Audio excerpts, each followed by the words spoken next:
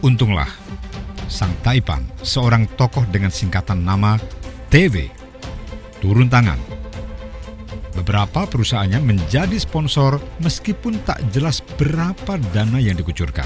Hotel Discovery, Bank Artagraha Internasional, dan juga Electronic City, semuanya dikerahkan.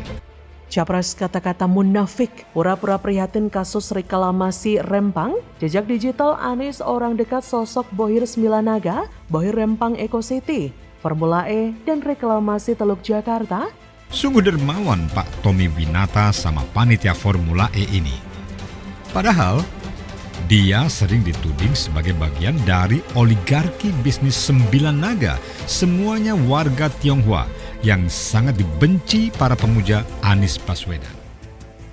Halo, selamat datang di channel Redaksi Jurnal bersama JJ. Bakal Capres Koalisi Perubahan Anies Baswedan mengkritisi bentrok warga dan aparat di Pulau Rempang, Batam terkait proyek strategis nasional Rempang Eco City. Ia menilai harus ada yang dikoreksi jika kegiatan investasi justru malah memicu penderitaan rakyat. Anies menyebut tujuan dari investasi bukan sekedar memperkaya investor, melainkan meningkatkan kesejahteraan rakyat. Ia juga menilai investasi haruslah mengedepankan prinsip keadilan. Menurutnya, keadilan harus dikedepankan dalam situasi apapun. Anies pun lantas mengungkit pengalamannya dikala jadi gubernur Jakarta. Ia menyebut dampak psikologis yang disebabkan akibat penggusuran berlangsung lama. Ia mengaku saat menjabat sebagai gubernur, Anies kerap mendatangi warga terdampak penggusuran. Mereka memiliki trauma yang mendalam. Ia pun mencontohkan penggusuran yang terjadi di Kampung Akuarium. Anies pun mendorong pendekatan dialog untuk membicarakan secara baik-baik persoalan yang ada. Ia menilai akan lebih baik jika pembicaraan berlangsung rumit dan panjang yang melibatkan semua pihak ketimbang kekerasan. Kalau kegiatan investasi justru memicu penderitaan, justru memicu kondisi yang tidak sehat di dalam kesejahteraan rakyat, maka ini perlu ada langkah-langkah koreksi. Seperti diketahui, bentrokan antara warga dengan aparat keamanan gara-gara proyek strategis nasional pecah di kawasan Pulau Rempang, Batam. Kejadian itu terungkap setelah viral video anak-anak sekolah dilarikan ke fasilitas kesehatan karena tembakan gas air mata dari aparat kepolisian. Lihat komentar Anies soal kasus di Pulau Rempang itu, sepertinya Anies menutupi gelagatnya yang munafik. Ternyata di balik panasnya konflik lahan di Pulau Rempang, Kepulauan Riau, terdapat nama TW. PT Makmur Graha, pemegang hak eksklusif untuk pengelola serta pengembangan Rempang Eco City, adalah anak perusahaan grup Artagraha yang dimiliki oleh sosok TW ini. Ternyata TW ini sangat dekat dengan Anies loh. Ia adalah salah satu orang atau Taipan yang menyelamatkan program yang hampir gagal milik Anies, yaitu Formula E pada tahun 2022 silam, yakni PT Artagraha Internasional. Perusahaan ini di bawah naungan TW yang juga disebut-sebut sebagai salah satu Taipan yang memiliki bisnis reklamasi. Munafiknya Anies sok prihatin kepada warga Rempang, padahal ia dekat dengan sosok TW. Sok memberikan solusi, tapi dia menyetujui perilaku yang sama ketika ia menjabat sebagai gubernur dulu. Yang sebelumnya Anies mengatakan akan menyetop reklamasi, tapi pastilah ada kong kali kong di baliknya sehingga bisa dilanjutkan kembali. Mirisnya, tanpa dana kompensasi 15% seperti yang Ahok rencanakan. Kalau Anies konsisten dengan janji kampanyenya, harusnya ia malu menggandeng perusahaan milik TW ini. Kecuali memang Anies adalah salah satu pemimpin munafik yang menggadaikan moralitasnya demi meraih pucuk kekuasaan di ibu kota. Usut punya usut, telah ada kedekatan yang terjalin antara Anies dengan Taipan tersebut menjelang kampanye Pilkada Jakarta. Meski sosok TW ini membantah adanya pertemuan, pengakuan justru keluar dari mulut Anies sendiri. Apakah ini terkait dengan reklamasi? Hanya Tuhan dan mereka yang tahu. Tapi beberapa media mainstream sudah memberitakan hal tersebut pada 2017 silam. Seperti majalah Tempo edisi 22 Oktober 2017 melaporkan, pertemuan itu terjadi pada Agustus. Itu berarti sebelum Anies dilantik sebagai gubernur Jakarta. Menurut laporan Tempo, dalam pertemuan itu selain tuan rumah Prabowo Subianto, ada pula dua tamu Prabowo yaitu bos grup Artagraha, TW, dan pemilik grup Agung Sedayu yang punya 5 pulau reklamasi, yaitu RH, Wakil Ketua Dewan Perwakilan Rakyat Daerah Jakarta Gerindra Muhammad Taufik yang juga dilaporkan hadir. Pertemuan itu diduga membahas soal reklamasi. Akhirnya di sini kita belajar kalau sesuatu yang diawali dengan niatan buruk seperti Pilkada Jakarta nantinya akan menelurkan program-program buruk. Semenjak Anies menjabat banyak sekali kekacauan yang ditimbulkannya. Seperti respon munafik Anies di atas, seperti mengail di air keruh, di konflik Rempang Eco City, sok prihatin dan peduli. Tapi jejak digital berkata lain, membuktikan jika Anies ini dekat dengan sosok bohir Rempang Eco City. Benar-benar munafik memang. Bagaimana menurut Anda? Yang Anda takutkan, sehingga Anda akan mengatakan saya kehilangan Anies mulai hari ini. Dia menjadi politisi dalam tanda kutip seperti politisi pada umumnya yang sekarang ini. Itu saya khawatirkan.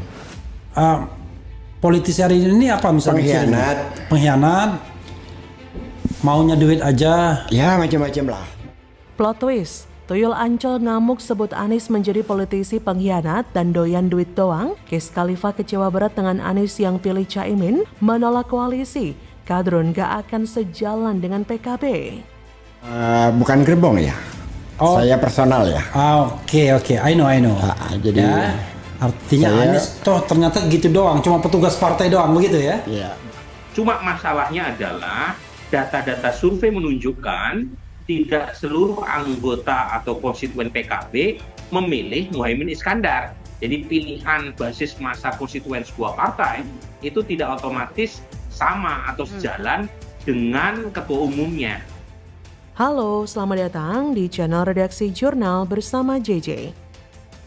Salah satu loyalis Anies Baswedan, Keis Khalifa, mengaku kecewa usai Anies memutuskan memilih Ketum PKB Muhaimin Iskandar menjadi Cawapres 2024. Keputusan yang disebut mengejutkan dan sepihak ini langsung disikapi tegas oleh Demokrat.